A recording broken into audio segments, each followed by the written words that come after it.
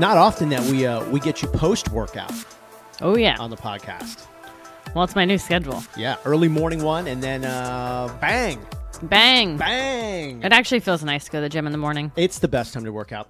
All right, real quick, thank you to Aspire Nutrition for keeping us fully probiotic, I guess. We're Yes. fully probiotic. Yeah, it's and tons of nutrients with Aspire Nutrition. You can go to dailyautism.com. Billions and billions of strains of probiotics. I'm telling you right now, you're not getting these. You're not getting these. It's impossible to get these premium grade nutrients and probiotics in your regular diet. Very important for the autism tummies too. You can do the research about Aspire Nutrition, how they started the company after their son got a diagnosis of autism, and for what I call autism gut, which is do your own research, but it's dangerous. It's a dangerous thing, man. You get those leaky guts and everything like that. So thank you to Aspire Nutrition for all the great nutrients and the probiotics. The entire family is on them. I actually just loaded my water up with a bunch of the multis. So dailyautism.com, click the link. Also, Tracy Slepcevic has a new book out. It's called Warrior Mom. You can go to warriormom.org. Follow her on all her socials. She's got some really interesting perspectives on biomedical interventions, everything she did in healing her son with autism. warriormom.org. Speaking of biomedical stuff, I went down the rabbit hole yesterday of, well, you and I have been talking about it, so I'm getting all the stuff now. Oh, yeah. You know what I mean? Like the algorithms are in my brain or thinks that they're in my brain. So like the hyperbaric oxygen chamber. Yeah. That actually gets more and more fascinating to me as time goes on. Yeah, I really can't wait for him to eventually do it. Yeah. And then the red light sauna. Yep. I'm seeing a lot about that. Infrared sauna and red light therapy. Oh, yeah. Did I mess that up? Yeah, Okay. they're two different things, Okay. I believe. I don't know. Red light, infrared, whatever. Yeah, the infrared sauna is supposed to be really good. Yeah. There's actually that I emailed that guy. They're opening that store, Yeah, wellness. that studio. No, it's called Restore. Yeah. And they have all that stuff. I'm excited to try it. I had a good meeting with him and his son and their people. I don't know if he emailed me back. I don't think he did. When is it opening? Like this week. Okay. Yeah, so like Yeah, they do. I saw a post coming soon. It's called Restore. They have these all over the country. Like it's not just here. It's all over the country. But he's opening like 6 here on the Gulf Coast of Florida, and it's really fascinating. He gave me a tour. But they do like the cryogenic chamber. Is it cryogenic? Yeah. Yeah. It's like the cold one. Yeah. But you're only in there for like 2 minutes. Like that's how cold it is. Yeah. But it's supposed to be really good. And then they do like the drips. IV drips. IV drips. But I'm really interested in the oxygen chamber. Me too. Yeah. It has a lot of health benefits. Well, it does. And even, like Cal is too young to do that there because you have to be at least 12. There, but other places he could do it. Right. But what I'm saying is like, even though for parents, like who just, I mean, come on, we're stressed out. We're tired. We're beat up. Completely beat up. You know what I mean? Like, yeah, like that's a good. There's nothing that has aged me worse. Oh, I said the same thing. I've aged 10 years in the last 2. Yeah. Easy. It's awful. Easy. And you know what? I don't care about anything anymore. I don't. I don't know what that means. Well, I just like you don't care about stupid crap anymore. Oh, yeah, Like, yeah. Like, yeah. Any stupid crap, I just don't care. I have no time for it. Well, it's funny because I was in this like sort of debate a couple weeks ago with this guy and just about some stuff, and I was sort of like just kind of rolling my eyes. I was on the phone, but I was just sort of like, dude, you don't know what goes on in the 4 walls of my house. Like this is very insignificant to me. Yeah. Like you're trying to make this more important to me than what it's ever going to be. Right. You know what I mean? Yeah. Like that's like one of my old favorite sayings is like, never let someone else's opinion become your reality. And then like when you deal with stuff like this, I'm like, dude, okay, like you're acting like this is like the end of the world. Like you have no idea. Like, Yeah. Yeah. And the other thing too, though, and we've said this before, like this has made everything more like, in a way, you have more stress, of course, but you're also become more patient with other people because you have to be so patient with him. Yes. And, from like, it's almost like movie scenes. You know how like in a movie there's like, I don't know, like 100 different scenes, maybe more. Yeah. But that's what this is. It's like every like moment is sort of a scene. So like when he sits down in his high chair, like that's a scene. right? You don't know how long it's going to last. But then you have to move him, so you got to transition to the next scene, and you don't really know how the transitions are going to go from scene to scene, so you have to be like really patient. Well, Yes. in life with people, when they try to rush things or they get like too, like everything gets discombobulated, and I'm just sort of like, okay, just hold on. We're just in a scene here. Right. We're just in a scene. Now, we can decide how we transition to the next scene. It's all good. It's all good. But yeah, you don't have time for the bullshit, really. No, I just told his therapist today. I'm like, he's very unique because he's a seeker and an avoider, and she got to experience that yesterday. So I said he's a minute by minute. Yeah. Did we not do an episode after the soccer, or we did? I can't remember. No, we didn't. Okay, so we go to Soccer Monday. He's in this soccer league, the special needs soccer league. And, oh, no, yeah, we did a podcast the day of. We were going. Remember? We were like, oh, we're going to soccer. We're right. so excited. Yeah. Ha, ha, ha. We didn't go to soccer. Well, we tried, but we forgot. The first time we went to the special needs soccer thing, the whole family went, all 7 of us. The only thing we left home was the dog, right? Right. And so he loved it, and everybody was there. And he kept saying, my family, because we were watching him play sports. Well, we went, but Charlie, who just made her middle school track team, had practice, and she was exhausted, so she didn't go. Well, he realized on the way there that Charlie wasn't there, and his family and his whole family wasn't there to cheer him on. And it was Meltdown City. He screamed and cried for Charlie. He would not get out of the car. He was not going without Charlie. Yeah. His whole family there. So the way he does things is if something is done one way the first time, it always has to be that way. Mm-hmm. Yeah, again, so that goes back to kind of like the scenes, like the transition, like it won't work. He's like, if we're going to do this scene, then everyone has to be here. All the characters in this scene are these people.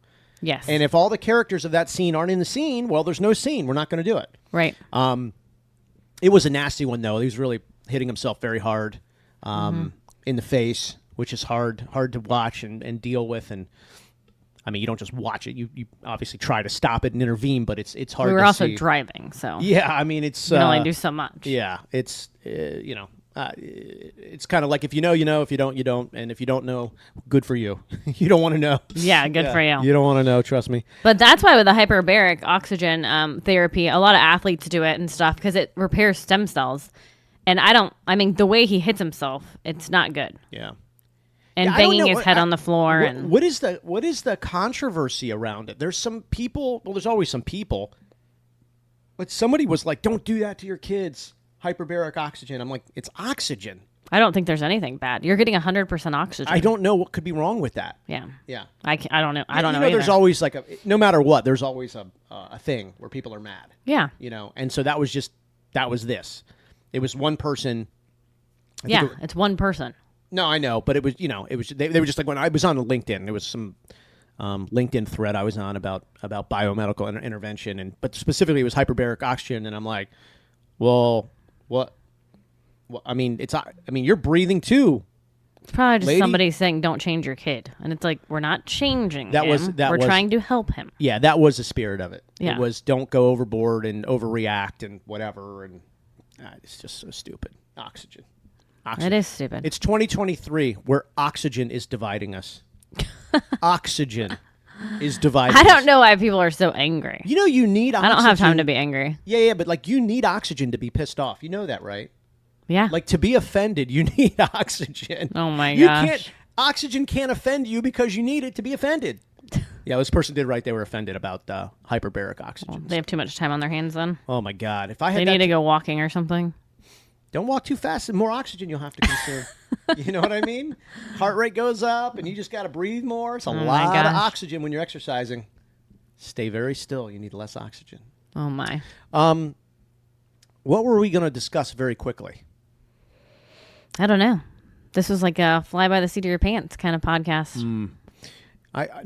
It's not you. I had something and I forgot what it was. I had something, and oh boy, it was like it's like a story. It's like a news story that just came out. Oh yeah. Oh no. Yeah. So this is the new thing. So they just did this story on the rates of autism have tripled. This just came out like 3 days ago. I put it in the autism newsletter. Wow. Which if you want explain to me that if you want to get, you can. It's via my LinkedIn account. So you can go to LinkedIn.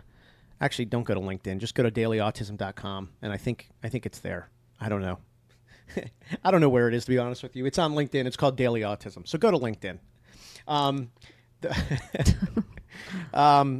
Yeah. So no. So the thing was, okay, the rates of autism have tripled, but is it because the diagnosis is better, like they're just better at doing it, or are the rates actually tripling? Like, is it increasing, or are we just better at finding it? That was, and then that. So what is the number? Well, the rates have tripled. So I think that's how they got to the 1 in 44. Well, which now I'm hearing that it's going to get to like 1 in 28 by the end of 2025. okay. It'll theoretically be impossible by, like, let's just say 2030 for you not to know or for someone, for you not to know someone with autism, but I think more likely it's someone in your immediate family would have autism. Yeah. Which is, Yeah. mind-numbing. Oh, yeah. Now, that's not to say, the functioning, that's different with everybody. Right. So, we can get into this autism, that autism. It's all on the spectrum, but function is different. Yeah. Every kid's different. Yeah, and it can also change. That's what a lot of people don't understand, like, throughout your life. Like the functionality can go up or down. Oh, yeah. You can be on this great road, and then, you can have some missteps. Or you can miss some benchmarks, and then in the course of a year, really make up some ground. I've been saying it a lot lately. I mean, from the time Cal was diagnosed at 3, it is so different now. I mean, it's like night and day. And he's had so much therapy in that amount of time. Like, I got therapy right away. And we're still seeing a whole different side of autism. Yeah. And some of you may never see that side. And if you don't, then good. Well, yeah, and some may see it later, and like we've talked to people who,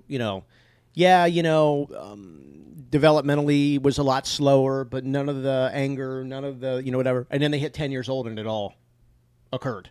Yeah. You know what I mean? Like, yeah. It's so unpredictable that, even to sit there and try to explain, what might happen, what could happen, it's like, initially, when the pediatrician was like, "Oh no, what did they keep telling us? He's got 4 older siblings. They talk for him."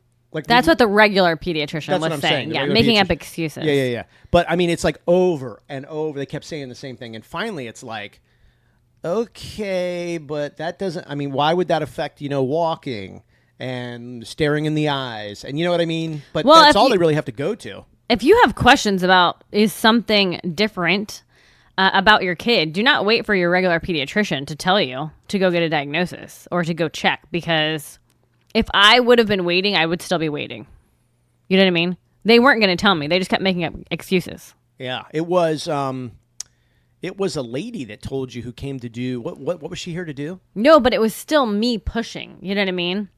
Like, the regular pediatrician, I kept saying, he should be saying this many words at this age. He's blah, blah, blah. And they kept pushing it. And then I'm like, okay, well, somebody told me about early steps, so I need a referral, Then now, basically the only reason why I go to his regular pediatrician is to get antibiotics if he's sick. Anything else, I call them and say, I need this referral, I need this, I need this.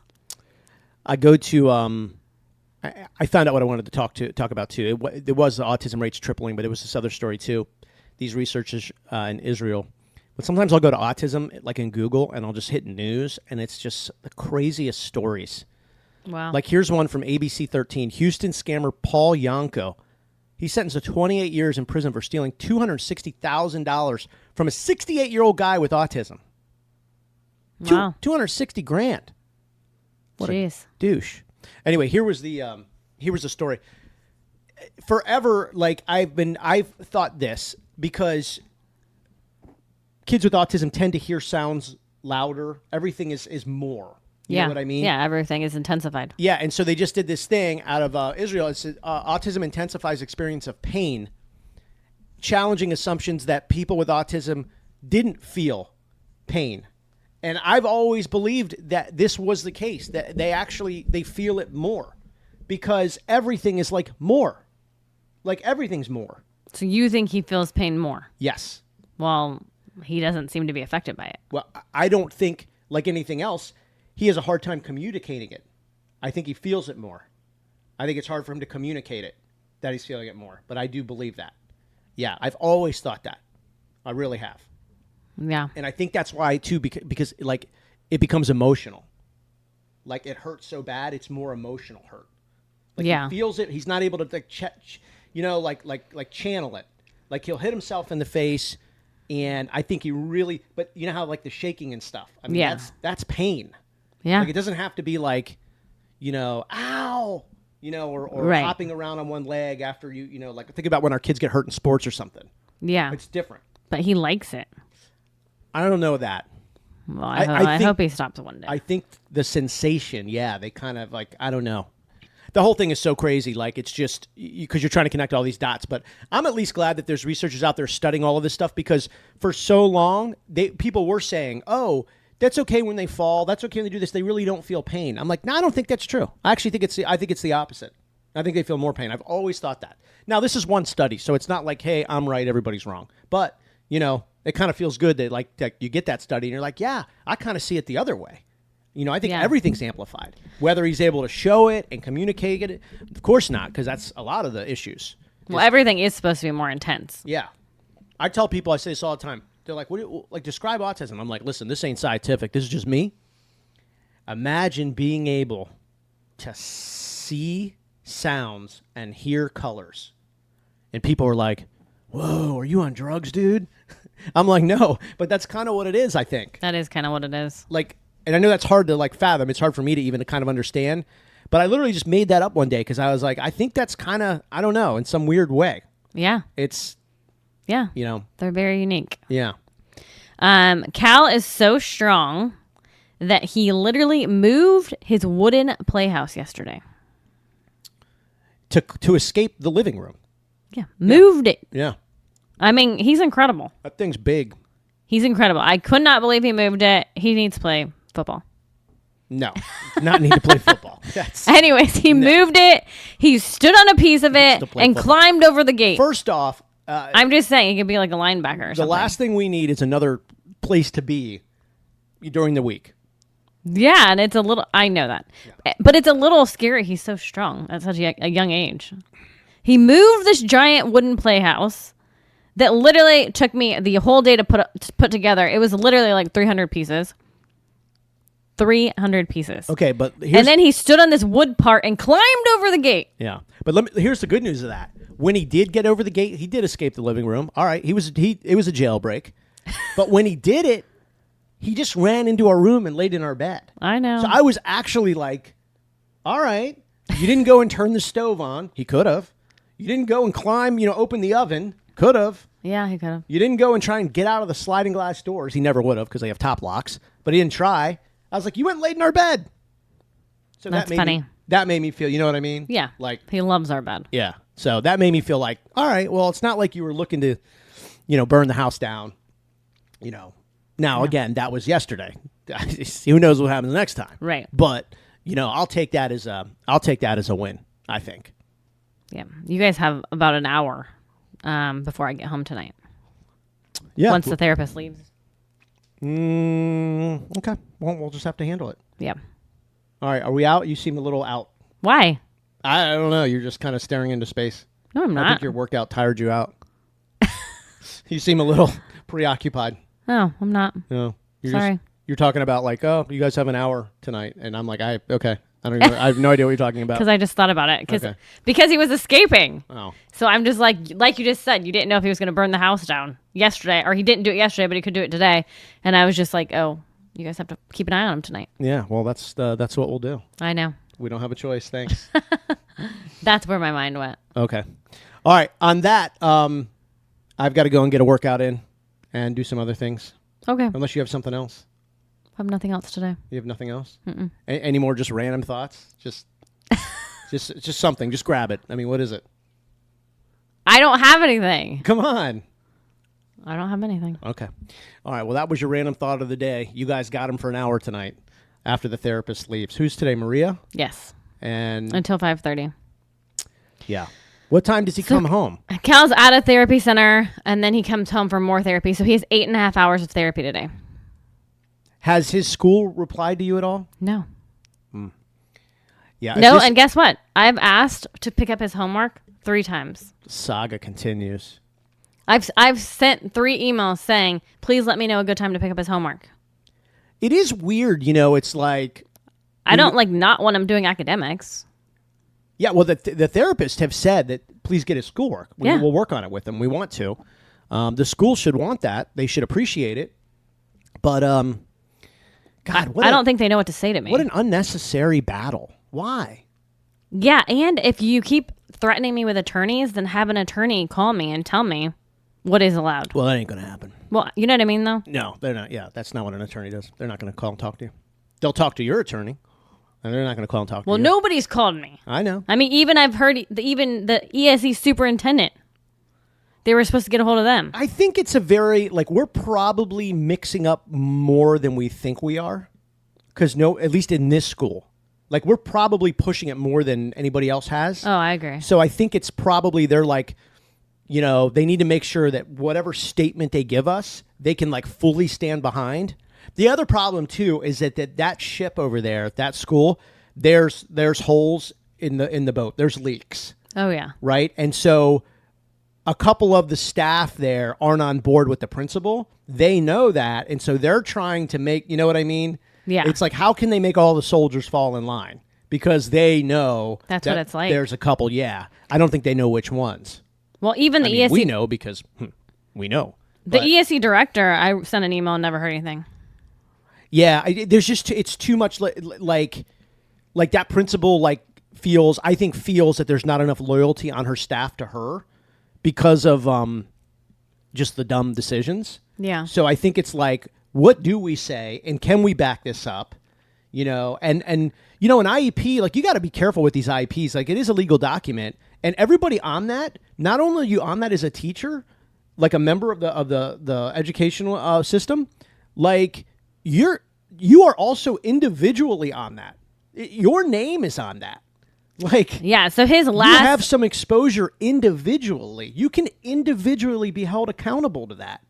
It's a really... It's a legal document. It's a legal document. It's not hey, I'm a teacher and I'm not responsible. Watch out. There was a case in Virginia where I think 3 teachers got sued and they were clearly going to lose. They were getting sued for millions. They don't have millions, right? So it wasn't the point to get the money. What happened is I think the teachers eventually caved in and turned their back on the superintendent and then became a witness for the parents. Oh wow! Because they're I can't be held personally responsible for this. It'll ruin my career. It'll ruin my reputation. I'll have to file a bankruptcy. Because I don't have the money or whatever. So yeah, you got to be really careful. Well, now I stay up till 2-3 in the morning researching this stuff. So y'all, watch out. No, well, his last no, you're not not till 2:30 or 3, but you do a lot of research. Yeah. His last 12. IEP meeting, you got put in that our concern was he does not have an ABA with him. They fought because they would not give him one. They were we can. I said, can you put in there that we want an ABA? And they're no, we can't put it. We only put in there whatever they said. They didn't want to put that in. So the language they were saying of things we could write, I'm sitting here writing notes down, and I'm oh, so well then because they're do you have any other concerns? And I was oh. So that's how we'll play this game. Yeah, I do have a concern. What's your concern? That he doesn't have an ABA with him. There was there was no choice. It was a 3-second pause, but it seemed like it was 30 minutes. And they were okay, we'll document that you're concerned that there's no ABA on the premises. And I'm oh. They put it in. That felt pretty good. Yeah. That felt pretty good. I mean, honestly, it's a weak win, right? It's not the biggest win, but it felt good because you're able to kind of reverse engineer this system that they're gaming against you. Mm-hmm. And just the fact that they had to write those 3 letters back to back to back ABA, it killed them. They hated every second of it. Yeah. But you got to do it. Like I said, legal document. So yeah, they're we can't put that on. We can put it in. So, but we can document. So what are your concerns? So we just turned it around on that, and they didn't like that. But well, I think what you're saying, I am stirring the pot over there because I'm saying whatever you tell me, I need to see it in writing. Yep. I'm not just going to take your word for it. Which is better for everybody, by the way. That's not us trying to get something on somebody. It's, we need some paper. I mean, if you don't get some paper on something, how do we know what's going on? Yeah. You know what I mean? There's no... somebody's just going to say I forget, or they're going to lie or whatever, not implying that they're going to lie. I'm just saying they could. It's just anybody could, but it's just better when you have paper on stuff. Yeah. So and by the way, we like the teacher. Like, we're fans of the teacher. Yeah, I do. Yeah. So, and a lot of the staff is good over there. It's just one person with just a cruel decision, whether it's intentional or not. It's a cruel decision, and that's fine because, I have said I acknowledge, her right to make that decision. It's 100% legal, the way the statute's read. It's just mean. it's mean. You know what I mean? It's, yes. It's an anti-community decision. It's an anti-effective education decision. Right. You have the opportunity, the ability, and the power to allow an ABA on premises to work one-on-one with a kid, and you just shrug your shoulders and go, no. So, but you're allowed. She is allowed to. It's just cruel. It's anti-community. It's anti-family supportive. It's anti-ESE. It's anti-ASD. It's anti-ABA. It's anti-RBT. I'm telling you, man, we could go on and on and on. So this is the thing, and we probably said it a while ago.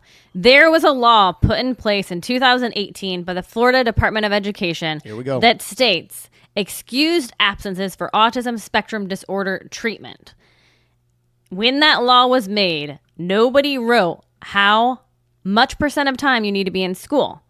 So I have taken Cal out 100% of the time to go to therapy because he's gone from 18 hours a week of therapy to now 39. So I don't have to take him out of school because he's been approved medically for this treatment. People are listening and they're like, all right, Melissa. What? I'm putting my foot down. No, I know. And it's true and everything. This is a messy space, right? Because nobody really I was talking to my buddy Tim yesterday about it. He was out walking his baby, and I was outside getting a workout in, and we were just talking about this. And I'm like, everything in life, we want it to be black and white, and we want to assign blame to one party and stuff. And I can't. This is really hard for everybody. Yeah. The one thing with this principle, I wish she would take a little bit more of endearing and kind of like pro-family, pro-community approach to this, is that we, didn't sign up for this, and B, are learning as we go. So this is not, I think she's looking at us as the crazy autism family. That's really not who we are. I'm just trying to help my kid. Yeah. I mean, we honestly, we kind of got drafted. Like with the first pick in the draft, right? You get autism, right? I mean, we get drafted. The thing about it is that, we just really want to do everything we can to give him the best opportunity at gaining function. Yes. Like, honestly, and I know that sounds kind of weird, but that's, we're not going to be here his whole life. Right. We have to give him every opportunity, to thrive or just to function. I feel bad for our kids to have to help him his whole life. Yeah. Like, if he can function on his own one day, that's going to be good for everyone. Yeah. Yeah. And so, it's just, I wish she would maybe take a little more patient, meaningful, endearing kind of position, on it. And maybe in her eyes she has, and we're getting the endearing, meaningful version of her, which is scary. But maybe we are. I mean, I don't know. It's just, it's a shame. It's we don't need it. We don't need it. And other families don't need it. This has caused just an extra, set of systems and stress and processes daily. I mean, this is the daily thing, and it's a shame, and but what do? We just move on, right? This is why I tell people too, like we work out almost every day, not because we're trying to be weightlifters. Yeah, like we're not trying to win an award or a competition. Right. It's because when you carry around all of this. Like I go back to scene, and like the stress and the heaviness from the one scene of life to the next, and you don't know what's going to happen, and that's part of the stress itself. It's just the unknown. Like you've got to spend 30, 45 minutes, 75 minutes a day physically pushing yourself, because emotionally that'll take you somewhere else, and you can sweat, and and just I don't know, kind of have that self challenge, right? As opposed to having these other challenges. It's like now I'm going to challenge myself. Like, I get it. Like, we're going to have challenges with autism and meltdowns and, a rogue principal that's going to make things tough, and then this is going to make, and then whatever, but it's nice to kind of push yourself. Or else, honestly, I don't know, like, what happens. Like, I think you probably go to a place where you just don't feel good. Right. Yeah, and there has been so much stress along this journey that I'm like, this is killing me. You know what I mean? Like, the stress is so bad sometimes, Yes. So that's why it's good to exercise to release that and keep yourself healthy. There was a day last week, because what I can't stand is, like, the people, and you see it a lot, like, on LinkedIn, who are like, everything's perfect, mindset's perfect, this is perfect, that's perfect. There was a day, I'm like, come on. I was like, you got to come out once in a while and be like, hey, you're not perfect. Right. Right? Like, Yeah. please, just once in a while. Right. There was a day last week, I felt so, like, emotionally sick. I think it was Thursday afternoon last week. Like, emotionally sick. I don't even know how to describe emotionally sick. I just felt like emotionally bankrupt. Like I had nothing. I couldn't even, like, think a thought. Yeah. And I don't know what that is. Like, it's not like a panic attack or anything. I don't know if I've ever had that. But, like, I just felt so. It's real when you can't describe it. I just know it wasn't good. So sometimes I feel like that and I feel empty inside. Like I've had everything sucked out of me. I think that's it, actually. Yeah. Yeah. Like literally, like just sucked out of you. Yeah. Yeah, that's kind of where I was for a minute last week. And it was just, we had a few tough days, and he had a few tough days, which makes all of us feel bad. And it's challenging for everybody. But yeah, I felt like this. And then the school thing started to heat up because they were trying to tell you, like, just don't bring him back, and I just got to a point last Thursday afternoon. I'm like, man, I don't feel like it's almost like I didn't even know what was going on. Sort of a blackout, but you were aware. Yeah. Like a hollow feeling. Yeah. I think that was the day I went to the beach. I walked to the beach. Remember? Yeah. I put on my weighted vest and I walked to the beach. I was not feeling good. Wow. Yeah. Yeah. I mean, this is very day to day. I mean, yesterday we both felt drained. Today we feel better. I mean, I feel better today. Yeah. Speak for yourself. No, I feel fine. No, but like usually it hits us at the same time. Yeah. But I mean, as far as the school goes, I was like kind of trying to reach out to them last week to like, okay, like, can I have a schoolwork and stuff? Now I'm just like, whatever. Get in contact with me when you do. Yeah. I mean, I've done my part. All right. I'm going to go read this. I just got this news alert. Rapper living with autism records inspirational music video in Dunedin. Dunedin, Florida is just a little bit north of here. That's cool. Great little town, by the way, if anyone's looking to visit Florida. Dunedin's really cool. It's about 10 minutes from Clearwater Beach, but they got some neat tourist stuff there. The Toronto Blue Jays do spring training there. There's supposed to be a really good place with Philly cheesesteaks. My client keeps telling me Oh, about. yeah. There's a great Irish bar there, too. I forget what it's called. But that's Dunedin, Florida. But I'm going to read about this rapper with autism in Dunedin. You don't, when you think about rapping and hip hop, you don't think Dunedin. Like, that's not something that pops up. No. Like when you talk about the feud, the East Coast, West Coast rapper battles, you don't think like Dunedin versus LA. Nobody from Oakland was like, I swear I'm going to take out Dunedin. That's funny. Yeah, that's not that. So I'm glad Dunedin's on the hip hop map. All right, you ready to do our day? Yes. All right.